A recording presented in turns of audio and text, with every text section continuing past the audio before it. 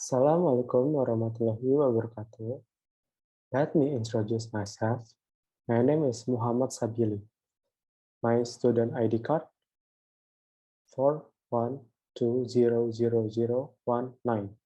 This time I will present the result of my assignment Lab English for Public Relations. Part 1.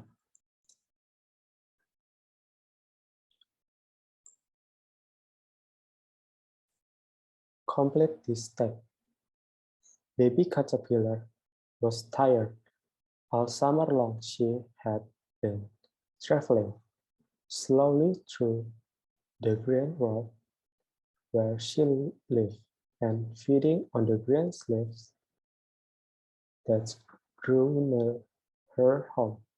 Now autumn had come and Mother Nature had given a holiday to the leaves, who put on the now dresses of red and gold and played tag with the breezes.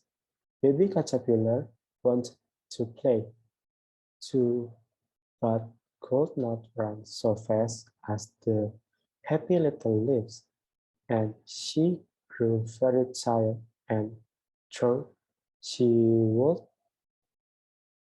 take a nap. So she found a cozy place among the branches of grapevine and made herself a soft, slacky blanket. Then she rolled herself away within it and then in her queer little cradle went to sleep. One night, late in the fall, Jack Frost came over the field. He spied the cradle swinging to the floor and began to play roughly with it. For he is a roguish little fellow and touches everything that's come in his way.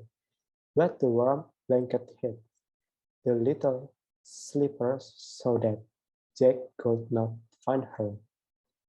By and by King Winter came, bringing beautiful snow blankets to Mother Nature's flower babies. He gently rocked the cradle as a pet and whispered, "Sleep, baby, sleep. You have no need of my blankets." At last, spring came with the sunbeams, the best and merriest of Mother Nature's helpers. They awoke the flowers from their long winter nap and called to the bird and like brooks to begin their song. When they came to the little brown cradle, they stopped to rest and baby caterpillar began to get very warm under the thick blanket. She woke up and stretched herself, and her cradle broke, and she came out to greet the spring. But what a change of the old dingy dress and that she went to sleep in. She now had a beautiful sleep on, and instead of crawling among the leaves, she flew up and away into the sweet spring air to play with the sunbeam and flowers. And the little children called her a butterfly.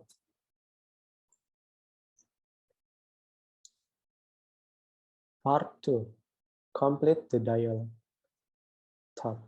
So, Meg, you are talking about being in the military, and you said you were a medic. Can you explain what that is? Meg, yeah, so a medic, which now I believe is called health care specialist, is always said It's kind in civilian side nurse, but similar to paramedic where you have curtain, like minor procedures that you're trained to do and high level thing that just a EMT like doing IVs and giving shot and stitches and things like that. And you're trained because it's the military, you're especially trained for emergency situation and how to treat someone who has maybe some serious life threatening wounds. So that's a medic thought. Wow, that sounds like a really difficult job. I mean, it's not your typical just soldier job. You must have had a lot of schooling and education. Right? I had, well, everyone does, through the initial about 2.5 months, like basic training. And that's more kind of basic combat skill and physical training, that's kind of thing. And then I had for months past that to train to be a medic. So we went through like emergency and medical technician course just like civilian side. I got certified with that and then we had additional training for the military skill like IPS and emergency procedures. That's kind of thing. Thought. Right. Can you explain what IVE is? Like IVE is an intravenous, like getting fluid into your body.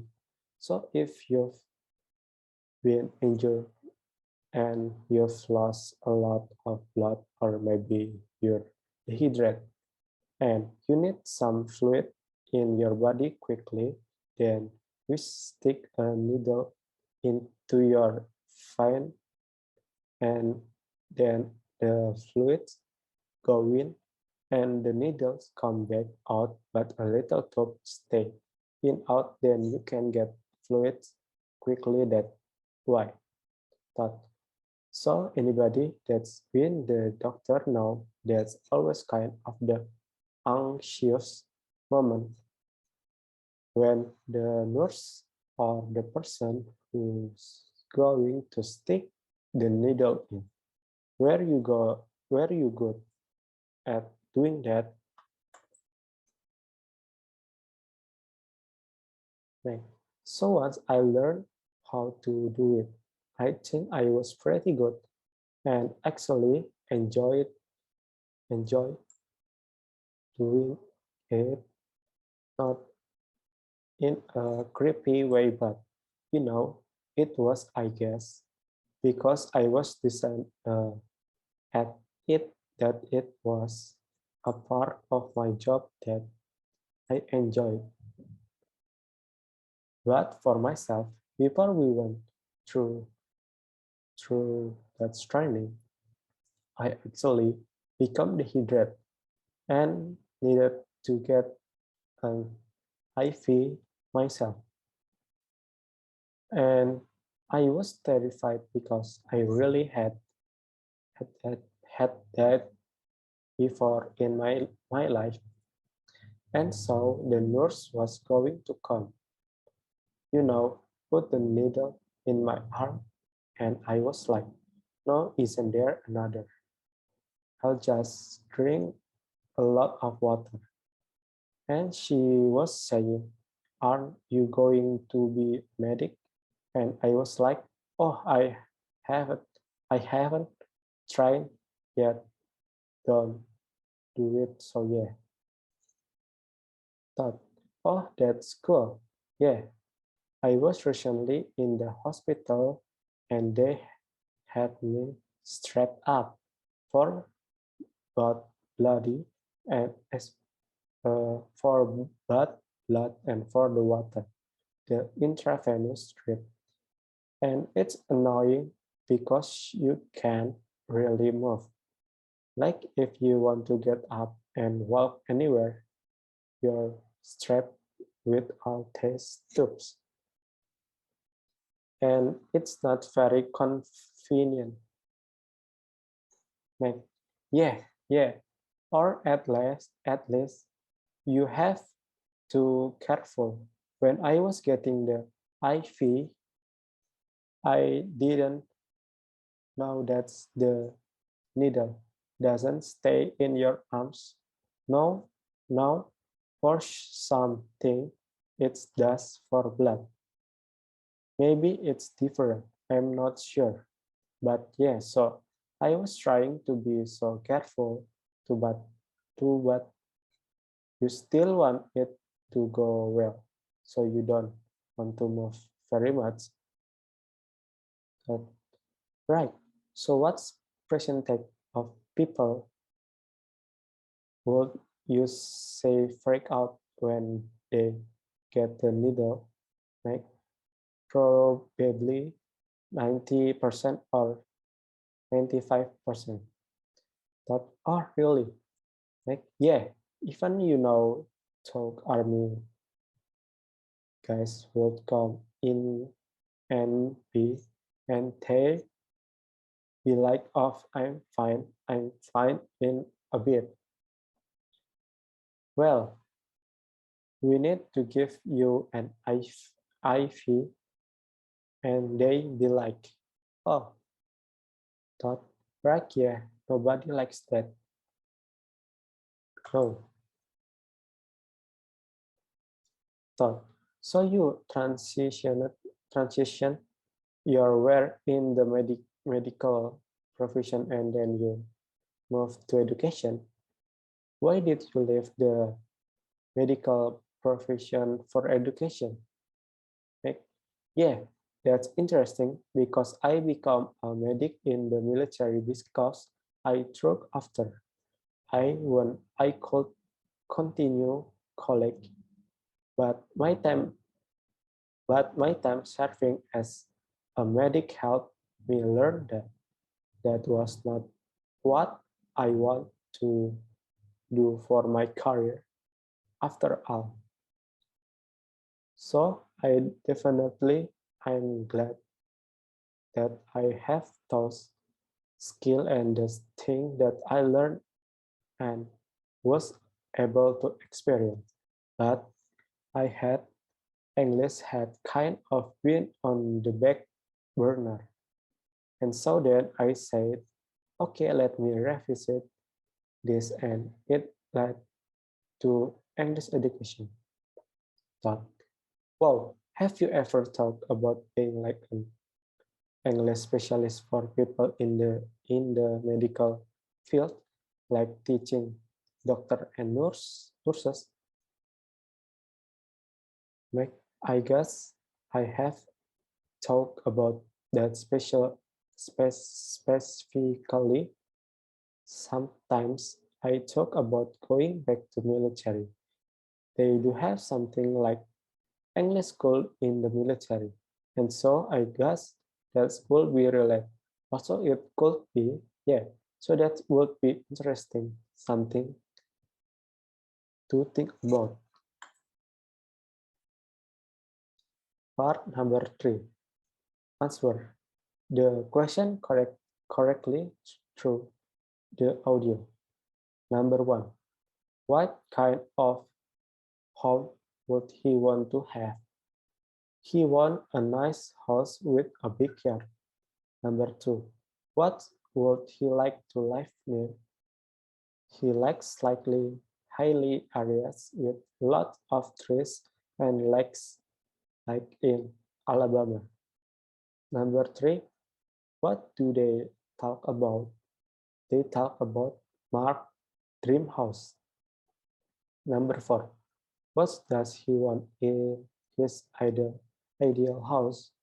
He wants to have a big bedroom, big kitchen with garage for 2 cars and a private room that has a small library, and a full table. Number 5, retell that conversation with your own word, giving the detailed information. This conversation is about to asking to Mark about his dream house. Max replied that he wanted a nice house with a large yard like his old days in Alabama. He really likes the landscape there, which was a bit hilly with lots of trees and lakes. Then taught us about that what he wanted in his ideal house, whether it's a big bedroom, small bedroom, big kitchen, or small kitchen. Mark answered, big bedroom, big kitchen, yeah, the bigger, the better.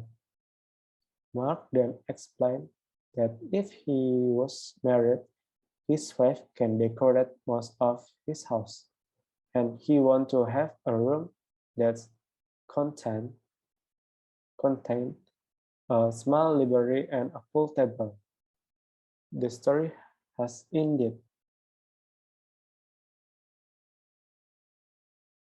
and thank you.